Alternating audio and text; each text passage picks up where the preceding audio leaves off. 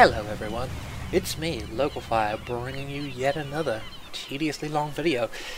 And today's episode is all about Betrayer, because it is that time of year, and being the season for horror, it would be insensible of me to not play a horror game. Insensible? Is that a word? And if it is, was that the correct context to use it in? Not sure. But we'll be doing a horror game, because it's October, and those things probably going to get searched up slightly more. My channel's too small for me to really ignore a suitable trend like that. So what's going on? We're shipwrecked. That's about all you need to know, because that's all the game has told us so far. I'm going to play it without using any firearms, because I believe that this... well, I believed that this might have fixed one of the main problems with this game, which I will be critiquing throughout this video, because... and I feel I must make this disclaimer, I like this game. I do. But it's going to feel like I don't, because I'm going to talk some shit about it. And that's going to be fun. But yes, I like this game.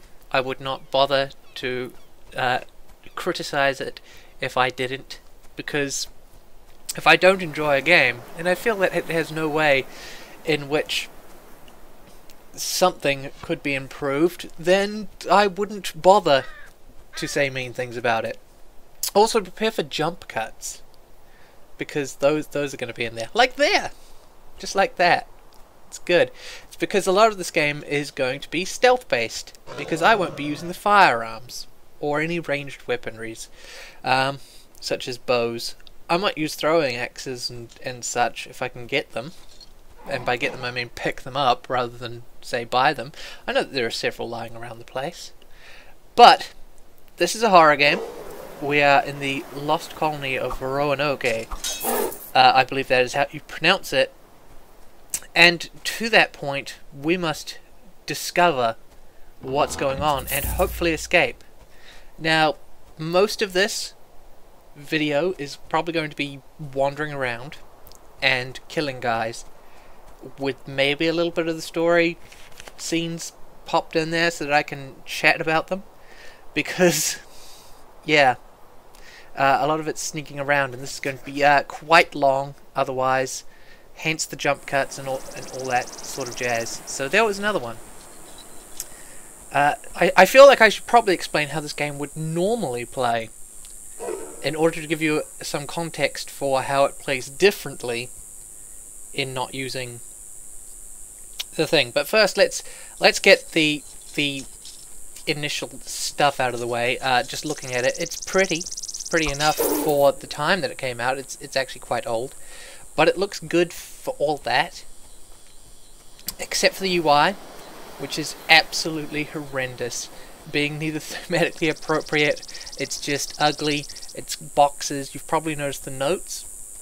And while it's useful in the fact that you don't have that sort of stylized look, which makes it very hard to read old-timey writing, we do have the problem where it's a text box, literally the ugliest text box like that. Look at it.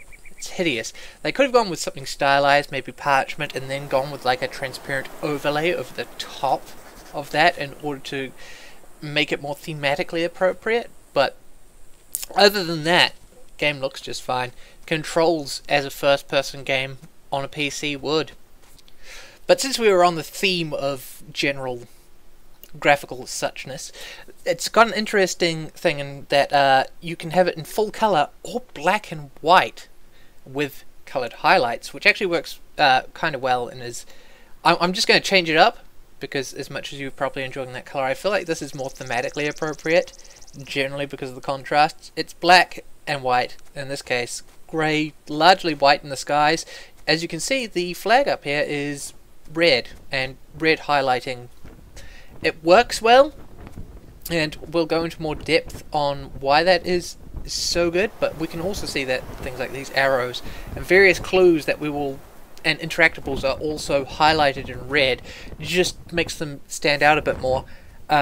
Even with the colour on, they do stand out a bit, but less so, which can be something more of a problem. And I think that ultimately with this style, the UI is not such a problem because it's not looking quite so, or attempting to look quite so realistic. When the color schemes like this, it feels more gamey, and therefore it's not so immersion breaking to have big ugly text box pop up and say, hey, you're in a game. That's just my 2 cents though. But one of the more interesting mechanics is the contrast between light and dark, because with this bell we can transition into a dark variant of the world, which is quite something. And we're going to jump cut here because I messed up with my graphics settings. So yeah, just have a look around. This is the light version of the world. Lovely. And now we're going to transition into the dark version. And we jump cut there because, like I said, the graphics settings were messed up because I had not fiddled with them earlier. But you can see sort of a transition there, kind of, between light and dark, in which the dark world, which is the evil, more threatening, horror-y version of the real world, which, or at least thematically it should be, but again we'll go into this in more detail in just a bit, is a bit different. It's just showing off the hand axe there, the various statues. Oh, damn it. Yeah, bright red. If that was coloured, it is almost impossible to figure out where that axe actually is so that you can get it. That's just throwing that axe there. That was a complete and total accident. I just got to mention the controls real quick since that seems appropriate.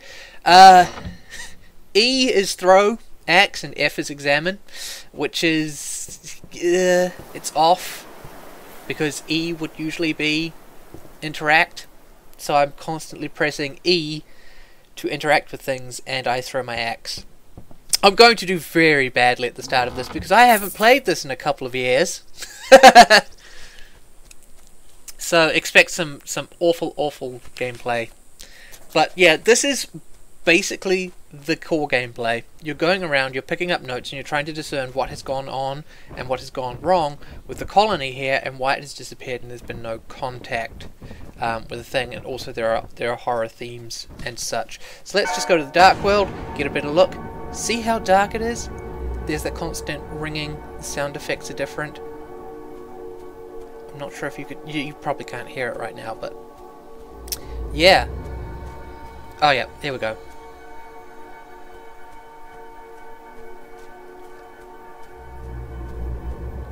So the entire world breathes, and I hope you could hear that because it's semi-regular, so I wasn't exactly managing to predict exactly when it goes. But you can see it's dark, and it is the exact same map, but all the shading has made it incredibly dark. And this is actually interesting in that I can navigate very easily in the light version of the world, but I have a very hard time navigating through the dark version, despite the fact that the layout is the same. So that's a novel thing. And here we have the main gameplay feature for the dark version, in which we meet the wraiths that were formerly the colonists. Just ignore her because she doesn't become important to the story later. But we talk to the wraiths and such after gathering certain items that allow us to, and we have to discern their stories, and we can collect clues in the light world and then travel to the dark world to try and decipher what happened in this particular area. So each area has its own little mystery, and the story is not like the greatest story ever, but it was still intriguing enough to drive things forward, which is important because I am the sort of person who likes story and lore. I'm not the sort of person who's going to go out and collect 100 snotty tissues because those snotty tissues are a collectible in the game and you get absolutely nothing but an achievement for picking them up. But if they have something written on them, then yes, I will totally go out and look for them, and that is one of the things that this game totally does. When you pick up stuff, it's useful because it's got things written on it, and mystery, and good story can help prop up some lackluster gameplay, and vice versa. So we use this sort of echolocation ability to go out into the light world and find clues, which we can then use in the dark world to learn more story, and also discover the corrupting influence which is corrupting the world. Here's another example of contrast, or it should be somewhere around here. There will be a Baden, and I will... There is lots of open space. That chest was empty. That's disappointing. I don't know why it was there. So yeah, it's a lot of wandering around in empty space. The monsters do spawn in slightly different locations each time in order to ramp up the horror factor and the fact that you're not exactly sure where they are, so that you can't just be like, well, I knew that they were there. You know that they're in a general area, but not exactly where. Just a bit of silence says that you can hear that slight ringing. That indicates that there are items, clues, or collectibles nearby, which is useful. Helps narrow down, certainly, for just wandering about at random. Which is nice. That's new. It's a grenade. That's, yeah. Since I haven't played this in a couple of years, there have actually been updates, which we'll see if they actually address any of the main complaints that I would have against the game. But we're going to find clues, and it is not going to be terribly exciting, but we will jump cut to avoid most of the simply wandering around doing nothing. And I just want to leave some of it in there for the pure sake of this is a large portion of the game, and I understand why it's here. It's sort of like, if you're going to have horror, you need to build tension, and you build tension by not having it constantly be like, hey, bad stuff, there's horror, it's going on, it's in your face and it's scary, you should be scared now. You've got to let that tension build up and sort of be like, where is everything, what's going on, the big empty space, is something going to jump out at me and go booga booga? It's like, yeah, you need that sort of quiet tension in order to build things up. Unfortunately, it doesn't work too well, because we have already encountered the monsters for this particular area, and they are possessed corpses of Spaniards. So they're basically aggressive zombies with muskets and flintlocks. And under normal circumstances, they would be a significant threat, because you would be using breech-loading weapons. Your musket could totally take down one of these guys if you shot him, but it's also going to be really loud so that everyone will hear you. So you've got this option of stealthing, and that was just beautiful. Look at that. You're supposed to stealth around, take out what you can before you start unloading on your weapons, so that these guys are less of a threat. Because they're not actually that terrifying in and of their design. They look like people, and they act kind of like just angry people, but they've got fog coming off them, so that's cool. But you know, they're not really people. So that died. You might have actually heard a comedy clang effect. That is their armor, and that is one of the criticisms which I will level. We'll leave some wandering in so that I can just talk. One of the criticisms we've got to level is some of the sound design is good and others are totally awful. And one of them is the fact that using the stealth weapons, the bows, there is a chance... Oh, got spotted. There is a chance that it will deflect your weaponry. Like I said, when you die, all the enemies that you already killed respawn, and the ones who already existent change positions so that you can't simply go like, well, I screwed up, but I know where everyone is. But what was I just talking about? Something. Certainly. Hang on a second while I try to remember. Oh yeah, that's right, sound design. And so, there is a comedy clang when you fire an arrow, and it's got like a 40 to 50% chance of being deflected by their armor, but if it hits them, it'll totally kill them, because damage bonuses when they're unaware quite often. And this is super annoying. Not only in the fact that it means that you could be playing flawlessly and stealthing your way around, it's like, hey, why don't you use your bow? Because it's useless, it could just end up alerting everyone and not do any damage. But it's also got that comedy effect, which, this is a horror game. It's a horror game. That sounds like a cartoon sound effect. So, you know, all it needs is some slide whistles and custard pies being flung around to, you know, just top up the mood there. It's terrible. But, as I was saying before, if I remember rightly, a large portion of this is stealth. And all the enemies have their own sight cones, which you can't tell where they are, but they also have their own hearing range. So, you can't just crouch walk up to them, because sometimes they hear you, sometimes they don't seem to, but when the wind blows, you can simply run straight out and attack them. And that's useful because it helps mask your thing, and it stops them from hearing you coming, and therefore you can sneak around a bit more. And it comes down to sort of being strategic in how you utilize your weapons, because you could be carrying as much ammo as you like, because certain enemies drop certain ammo types, and you've just got to use the ammo type for the, or rather use the weapon for the ammo type that the enemies are using, so that you never run out.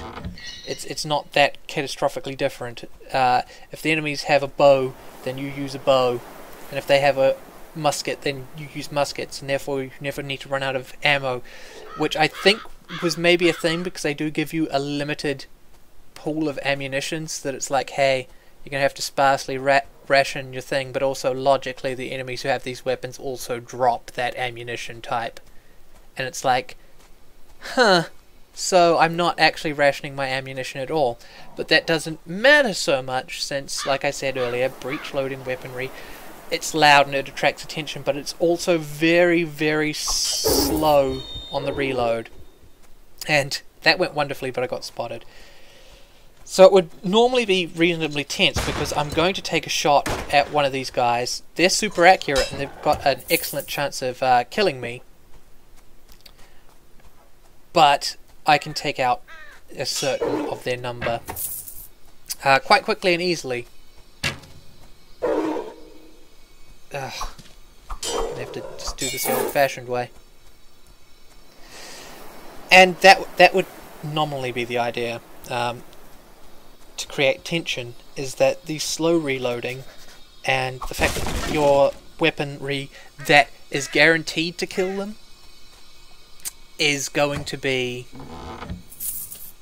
loud, and it's going to attract attention, then you'll get swarmed and killed, most likely, because you can't reload very fast. It takes a long time. And that creates tension, and there is the risk in that your stealthier weaponry is super unreliable, which is also bad. So it does actually do a fairly decent job, at least early on, of creating tension with these enemies. But you quickly learn, you know, sort of how to do things, and the horror element, especially considering the way that the enemies are introduced, where it's a tutorial like, hey, go one-shot this Baden, which was showed earlier in the video, the first enemy that I killed. That is the tutorial on how you kill a guy, and it gives you the options of either coming up behind him and stealthing him for a one-shot with a knife, or shooting him in the head with your bow for a chance to kill him also. And yeah, you may have noticed that even though I've been playing terribly, I'm still not actually having a hard time. And this is something which I've discovered only in playing with no firearms. It's actually easier, and it kills the tension.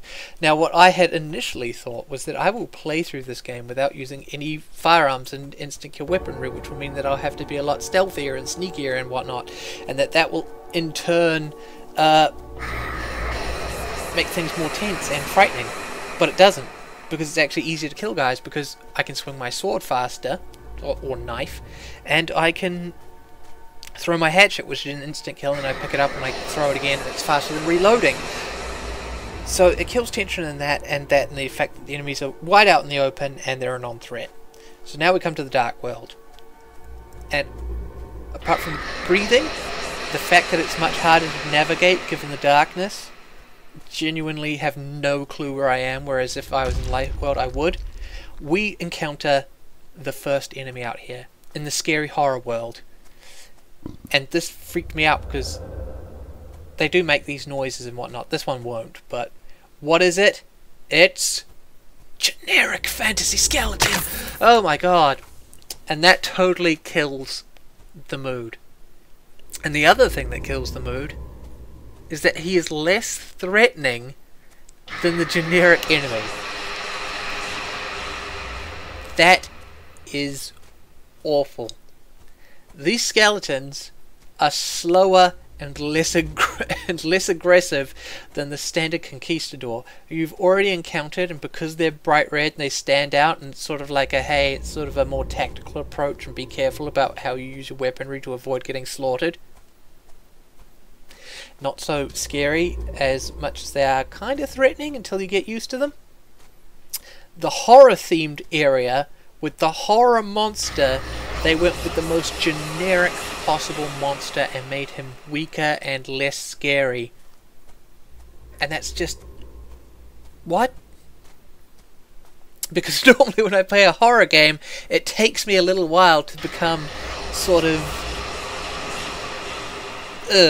about the monsters.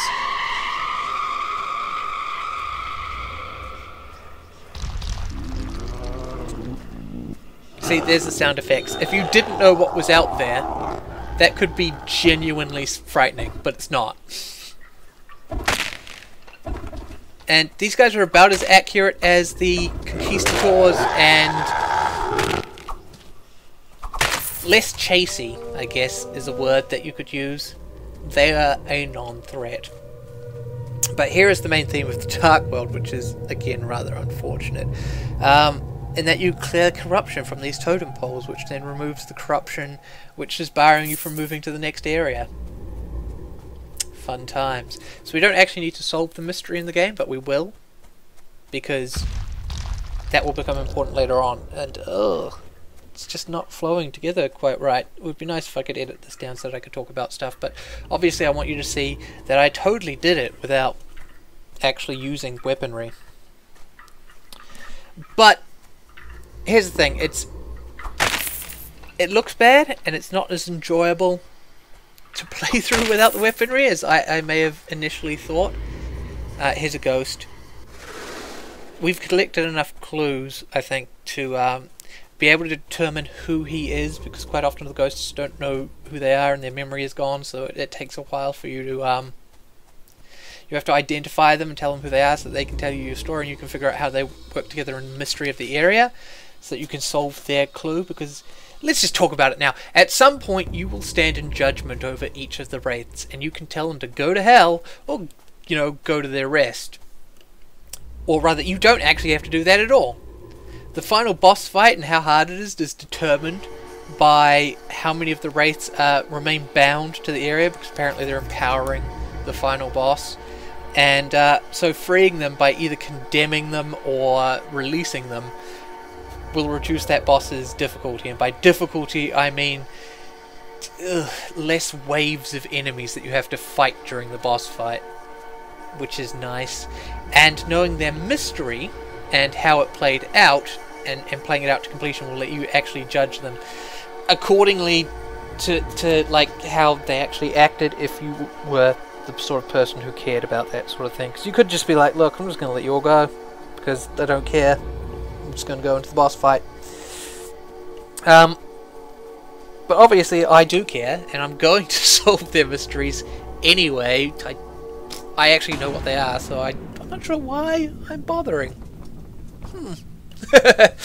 But I'll solve their mysteries, and I'll send them, and I'll send them on their judgment, and just make the last boss fight less of a wave-based horde mode, so that I can beat the game without using a gun.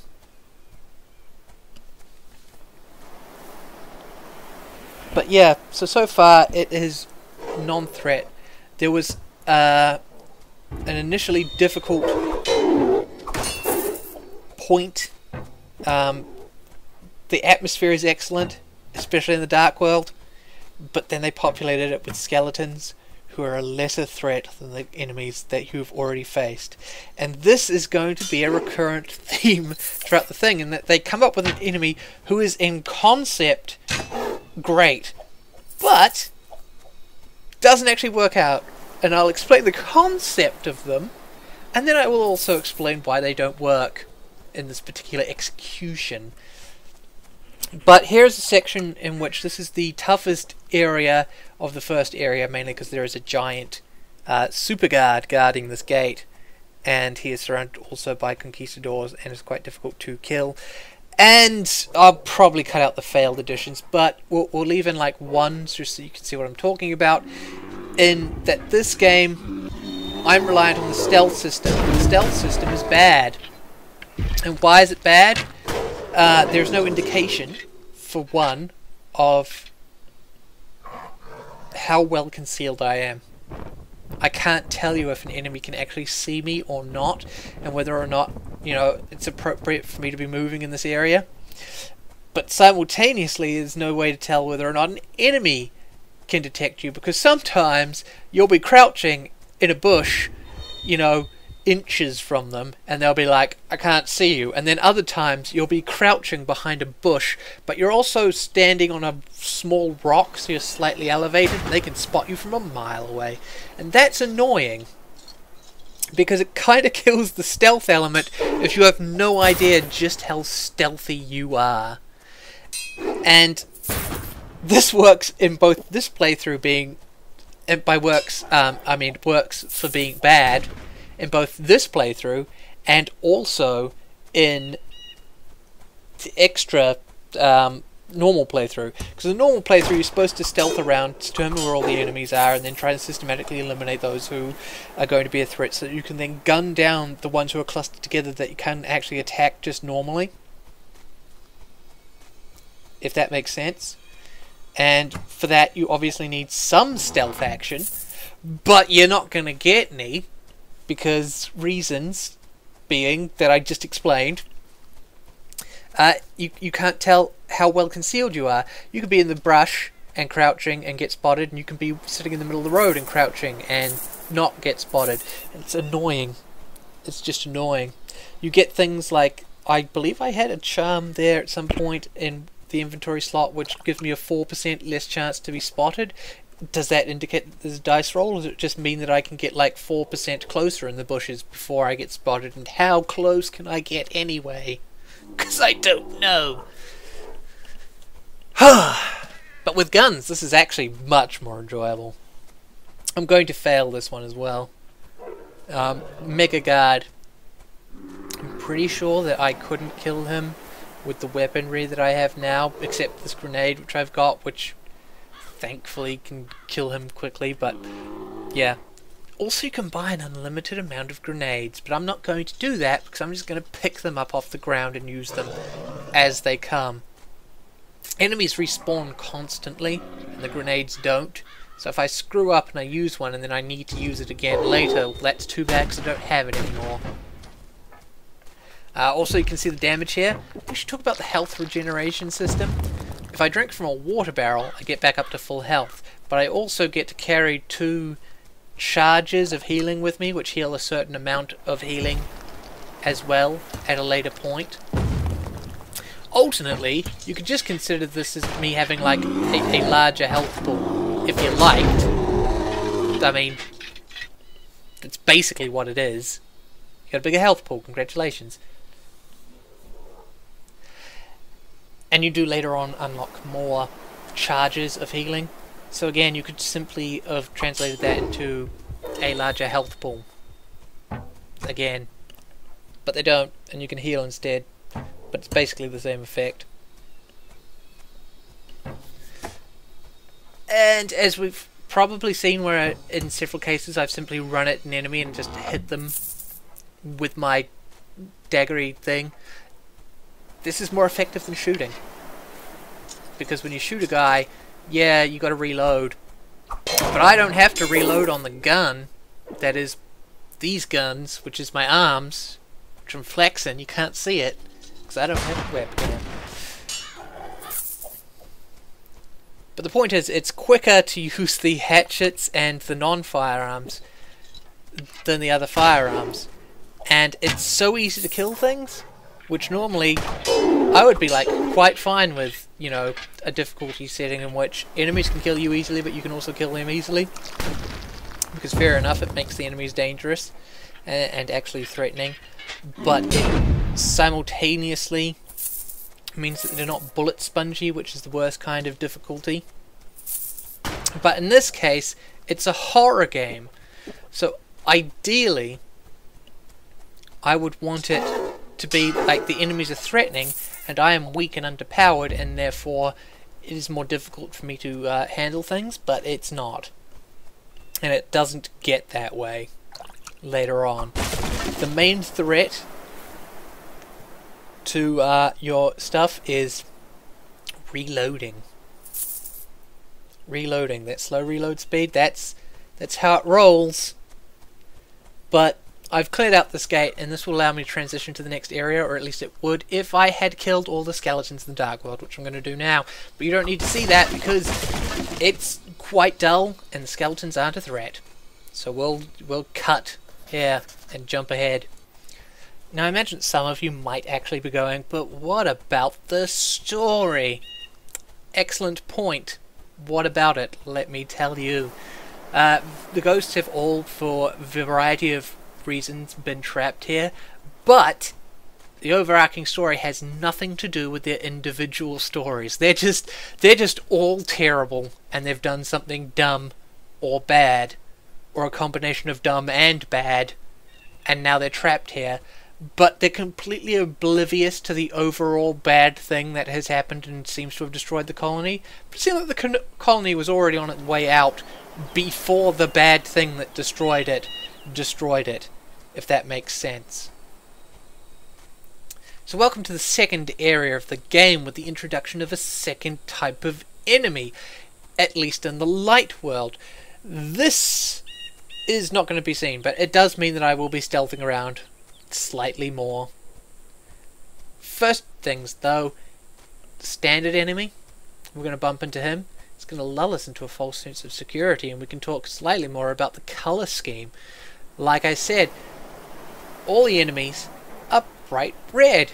Well, they have been up to this point. The skeletons have that red mist coming off them, and also their eyes and stuff are red, but they're stark white, whereas these guys are stark red. But in the Dark World, the white skeletons show up quite brightly, so it's actually quite easy to see and identify them.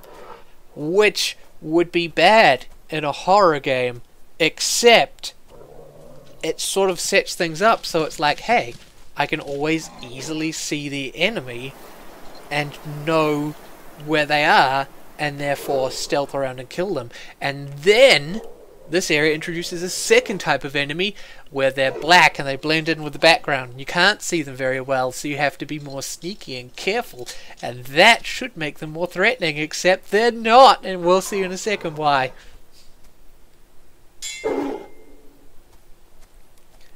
Take out Chuckles here. This part is in the video because this is like the difficult sections of this particular area. It's taking out the bad ones and climbing up here. That's that. That's the tricky part. Oh, see, I got spotted there by, I'm not sure really how well he saw me, because he seemed to just be coming up the cliff. And now we're just going to run at people. Picked up his pistol, so yeah. Oh, there's another one. We'll just drink our flask charge, throw this again. Even without the flask charge, there is a barrel of water here, so I can just run up and drink it. If you were actually playing with the firearms, and again I'm going to mention this fact, you could totally have just gone all shoot, and then run away and reload, but the guys will also chase you because they're like bloodhounds. They never lose track of you no matter how sneaky you are or how far you run.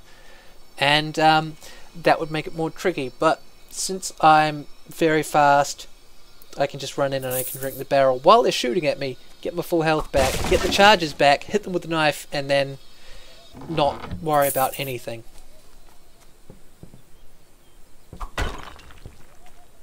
So you can hear that, right? Those bird cries?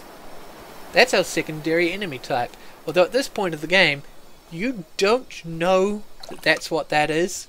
But the fact that there is a noise is slightly disturbing because the forest has been completely silent before this. So this is our second enemy type, and this being colonial North America, or North American colonial times, same thing, I don't know why I need to say that. One enemy is the Spanish conquistadors raiding the English colonies. The other is the natives, and they are making that noise. and this is their corrupted evil version because corrupted evil stuff has gone down. And initially I had thought that they were simply in an area and they spawned when you walked through it, but they're not. They're actually here and they're wandering around, but they're black, so it's hard to see where they are because, slight spoilers, they're been burnt to ash, and so they're charred, animated corpses, which is super spooky. And they're out there. But as with the contrast thing, they will eventually turn red, but only when you alert them to their presence, which totally defeats the point of them being invisible, because they suddenly flare up and it's like, hey, guess what, I'm here. Now shoot me. Because we totally can't just stealth around and find them, because it's really hard to figure out where they are, and therefore stealth them. So we do what I'm doing right now. Just sneak through their territory. Like that. Done. And this is why then, well, one of the reasons they're not a threat.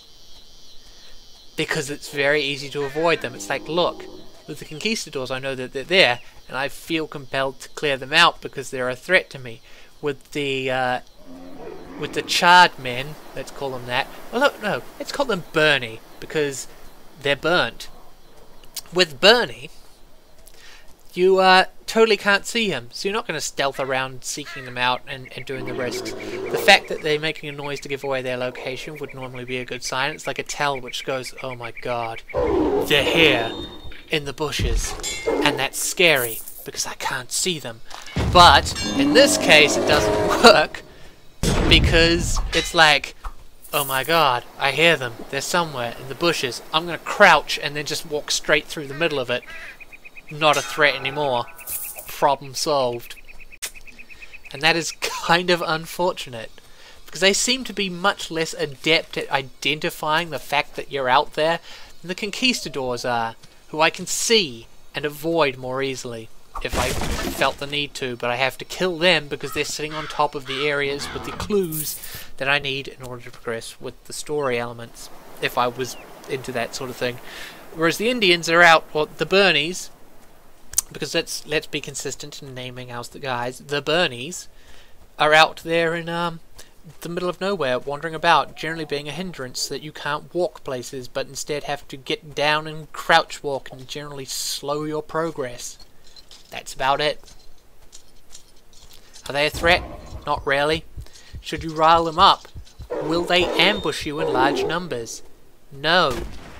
You might get 2 or 3 of them. If I was designing this, I'd have made it so that you rile them up. What happens?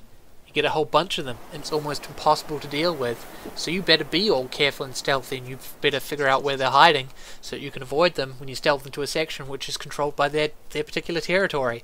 And that would be more tense and interesting, but it's not, because, like I said, they're not a threat. You only get 2 of them at any given time. So at this point we're just heading to the fort, because I'll respawn there if I clear it out. And yeah, I got spotted straight away, and we're going to do bad again, because being sneaky has not been paying off too well. Excellent. Let's cut a little bit. Alrighty, so here we are in the Bernie territory, and you can see one through that notch in the tree. You see how hard they are to see? Do you see him? I see him, but only barely, and only because I know what I'm looking for. These guys could have been genuinely threatening, because I have to come to this area to collect certain clues and story items. So, having a bunch of guys that you can't see, but who are a threat and could swarm out of the trees and like just slaughter you if you're not careful, to be like, identify where they're hiding and kill them before they kill you. Like I was saying, this could have been a genuine threat. Problem? They're not. You're about to see why, because I'm going to go out in the open, and crouch walking don't matter. Yeah, I just got spotted. Not sure by who or where, which, fair enough, I don't know where they are, so... Yep, here we go. This is what Bernie looks like. He's so much of a threat that I'm wandering around collecting junk off the ground while waiting for him. Yes, that's right everyone, he's about as much of a threat as the standard enemy type. And here's the second one. That was a massive ambush, so instead of being attacked from two sides at once, I was attacked from two sides at once, but one of the sides waited until I had conveniently dealt with the other guy before joining in. So again, not much of a threat, and that makes him not scary. So let's jump back to the fort now, shall we? And into the full-scale action of clearing out the bad uns. Man, this is hard.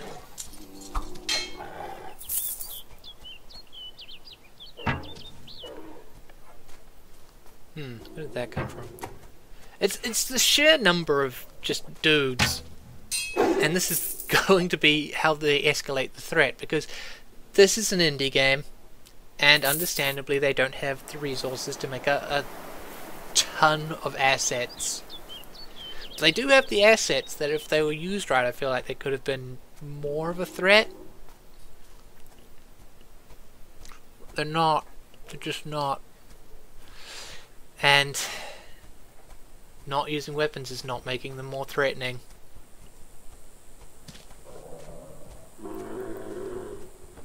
And I could switch that I wasn't using that tomahawk, but that doesn't make them any more threatening. It just makes it slower going as I run in and hack at the guys. Hey guy, boom, you're so alert. Despite the fact that you can see me coming from miles away if you're pointing in the right direction. Again, just the fact that there's no clear indications of stealth, like, they're just basics that you need for stealth gameplay of any type. And, yeah, we don't have those. That grenade totally didn't work. Oh well. Hey, big boy. Did I get my... no, tomahawk, where are you? There you are. It's bad that I'm so nonchalant about this that it's like, well, where'd my dropped weapon go? Yeah, I see that there are bad guys here. Don't worry, I'll get to it. And with this, we've secured the second fortress. This is still quite easy though, but the third area is where things start to get difficult, or should get difficult. Whether or not they will remains to be seen. There's still some stuff out here to collect, but do you need to see me wandering around the woods picking up notes and pieces of wood? Because, yeah, one of the clues is a piece of wood. It's been carved slightly.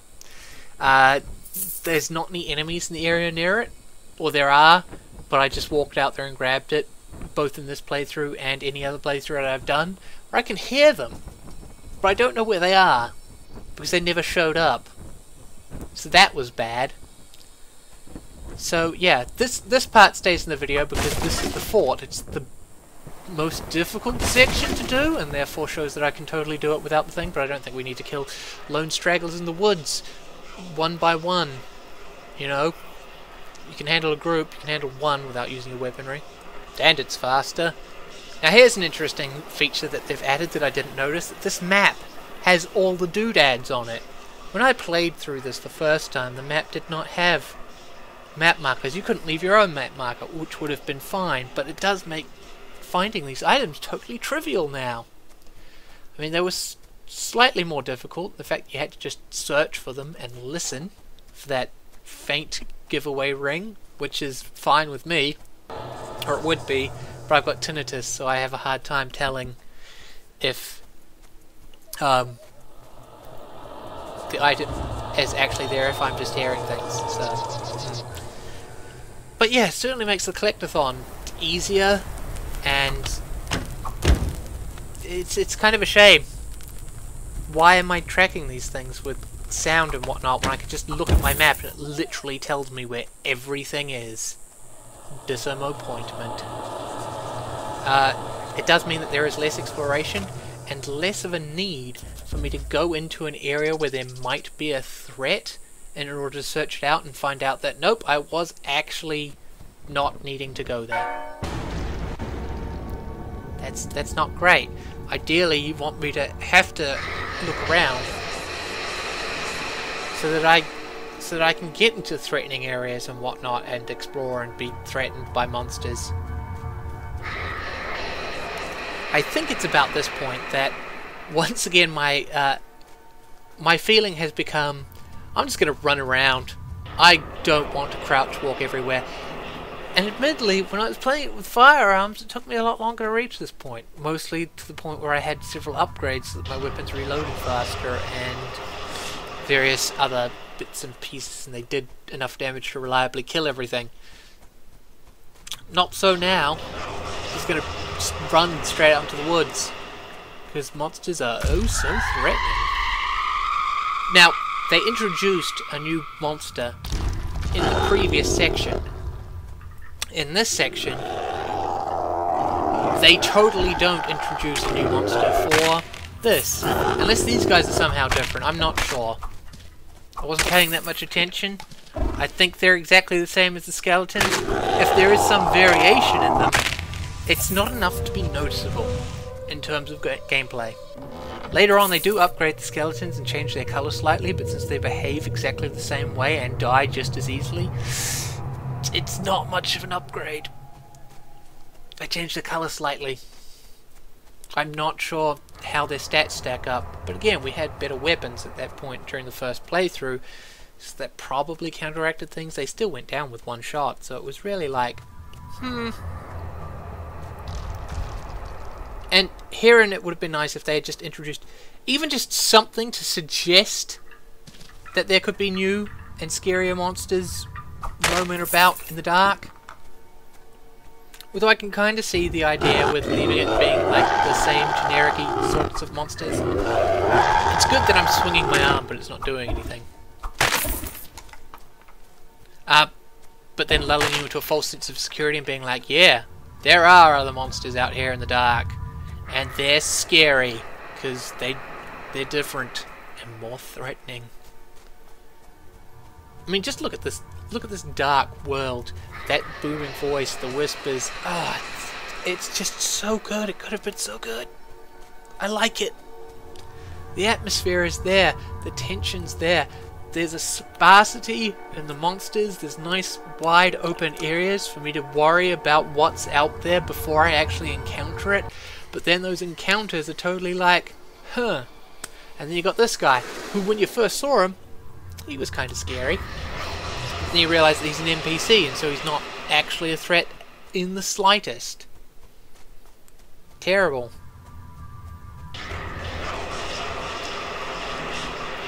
But I believe that we should encounter... No, this is more skeletons. Grand.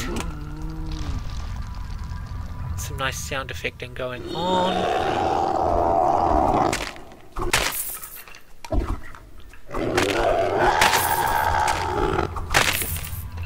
So yeah, you can see exactly how threatening these guys are.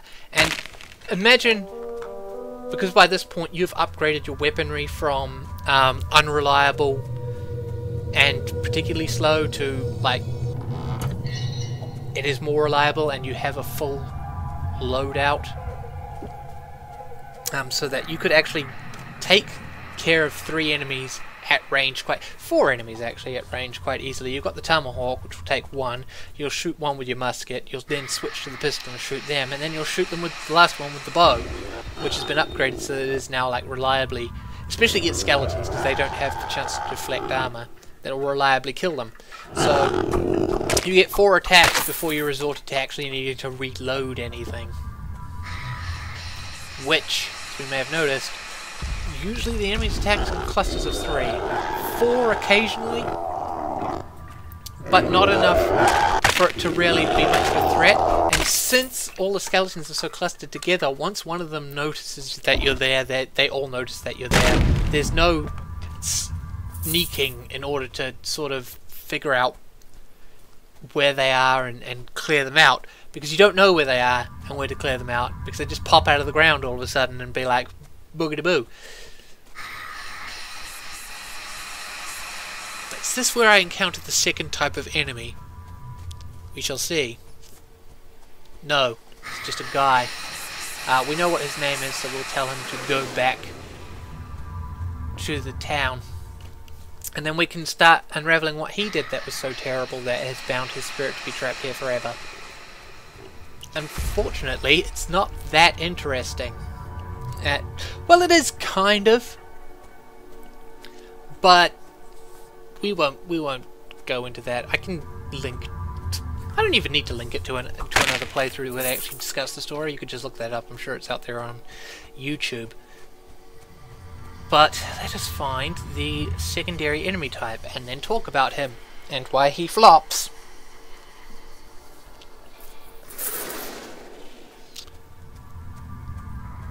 So at this point, we've roamed around in the dark and encountered nothing but skeletons.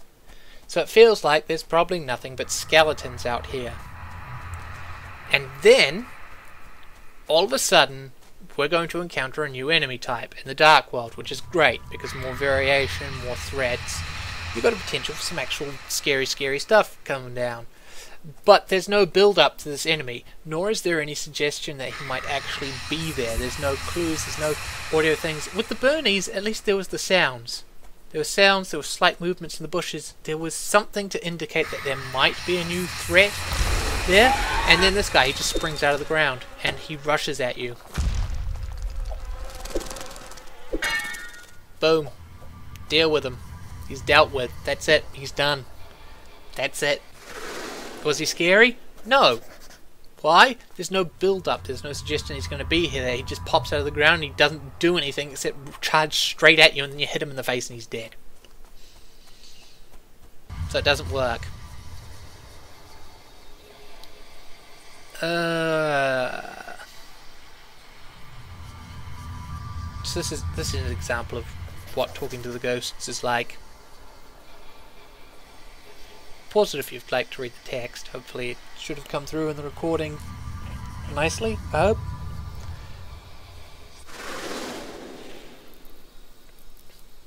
But yea, verily.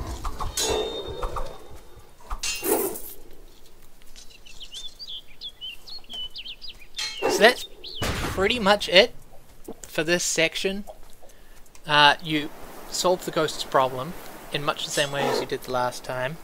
There is a slight variation in that this ghost is more of a jerk than the last one, who's more of a tragic figure, which gives some variation, and it's like, it's nice that they're not all just like, oh, I'm misunderstood and such. You get to see some good and bad guys that you've actually got the variations on them. And yeah, it's a nice feature. But on to the next area and its general threats. This one is actually probably the hardest part of the game, and will introduce the final enemy, or at least the final enemy that was in the game when I was playing it for the light section of the world. So this is the most difficult part of the game, and it's not because it introduces new enemies or that it puts them in a way which is interesting and makes them more threatening. It's just gonna mob you. It's just gonna mob you. And this section actually scared me the first time that I encountered this area, because it was a jump scare, and it's kind of, well, it's not really a jump scare, nothing screaming loudly at the front of your face, but you come into this town and it's the generic ash sculptures which are everywhere, but these ones come to life and they charge at you, and they're fast, and when you try to shoot them with a bullet, it wakes up the other statues who then charge at you and come at you all at once. And because you've got such a slow reload time, it's frightening. Because you're slow and you can't fight all of them at once. But herein lies the problem when you do it without guns. Look at how threatening they are. Look at that! You don't even take damage. So we've had the third enemy, who apart from an initial shock, is now the least threatening monster in the game. The least threatening. And the first lot weren't that threatening to begin with. Oh! And I didn't even know they could throw rocks, so there we go. At least he can do some damage, but we're still just going to hit them once with the knife, which it even takes 2 against an alert enemy if you're going to do it anywhere else with any other enemy, but yeah, that's that. That is the third and final enemy type. Scary. I'm scared. Now that horn alerts you that something's coming, and this is the hardest part of the game, and we're taking a break, so see you in part 2.